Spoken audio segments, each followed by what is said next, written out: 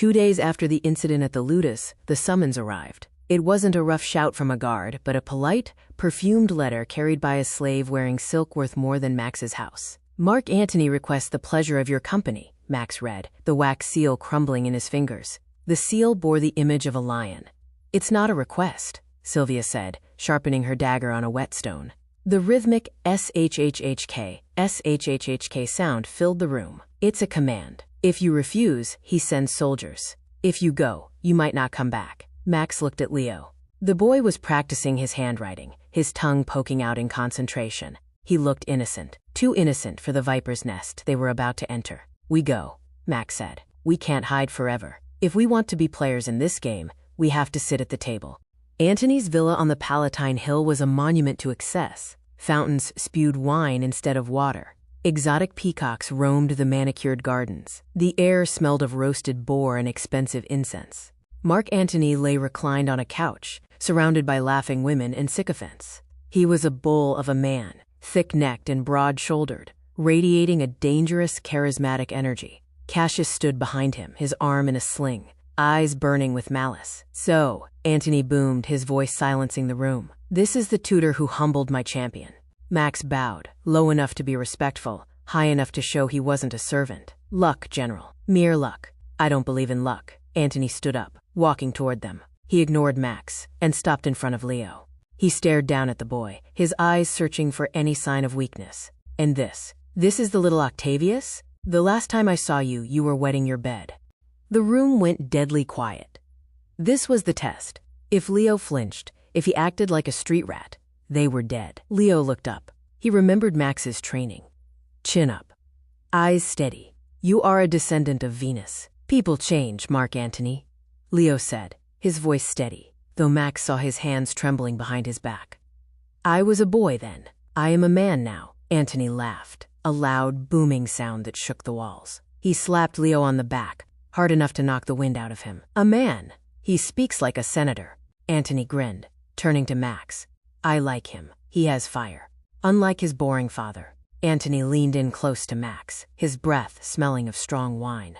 But be warned, stranger. Rome is full of wolves. If I find out this is a play, if I find out you are using Caesar's name for your own gain, I will feed you to my eels, piece by piece. Max smiled, his pulse hammering in his ears. I wouldn't dream of it, General. As they left the party, relieved to still have their heads, Cassius stepped out from the shadows of a cypress tree. Enjoy your victory, tutor, Cassius hissed. But the streets of Rome are dark, and accidents happen. Is that a threat, Cassius? Max asked. It's a prophecy, Cassius sneered. Watch your back. They had survived Antony, but a new challenge emerged. Caesar was returning from his campaigns in Spain. He had summoned his family to meet him. But before that, Octavian had to make a public appearance. A rite of passage. I can't do it. Leo threw the scroll across the room. I can't speak to a crowd. I'm a thief, Max. I know how to pick pockets, not how to quote philosophy. You have to, Max said calmly, picking up the scroll. A Roman leader is nothing without his voice. If you can't sway the mob, you can't rule the empire. But Max knew his own limits. He was a soldier, not an orator. He needed a specialist. Marcus Tullius Cicero was the greatest tongue in Rome. He was also a vain, pompous, and brilliant old man who hated Mark Antony. Max brought Helena with him. He figured one intellectual could charm another. Why should I teach this, boy? Cicero sniffed, looking at Leo with disdain. Caesar's nephew? The Caesar who destroyed our republic? Because, Helena stepped forward, if this boy succeeds Caesar, he might be the only thing standing between Rome and Mark Antony. Cicero paused. The mention of Antony struck a nerve. He hated the brute. If he could mold Caesar's heir into a reasonable, Republican-minded leader, it was a tempting gamble. Fine, Cicero sighed. But if he is dull-witted, I will throw him out. I have no patience for fools. The day came, a small ceremony in the Forum, to honor the youth of Rome.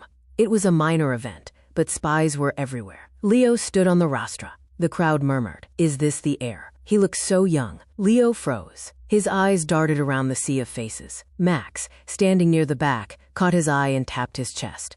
"Breathe." Leo took a breath, and then he spoke. "Citizens of Rome." His voice didn't crack. It rang out, clear and strong. He spoke of duty, of the future, of the glory of the Republic. It wasn't just a speech, it was a performance. When he finished, there was a moment of silence. Then, applause. Not polite applause, but genuine cheers. Max let out a breath he didn't know he was holding. He looked at Cicero, who gave a rare, begrudging nod of approval. But in the shadows of the Senate House, a hooded figure watched, and then turned to leave, disappearing into the Subura.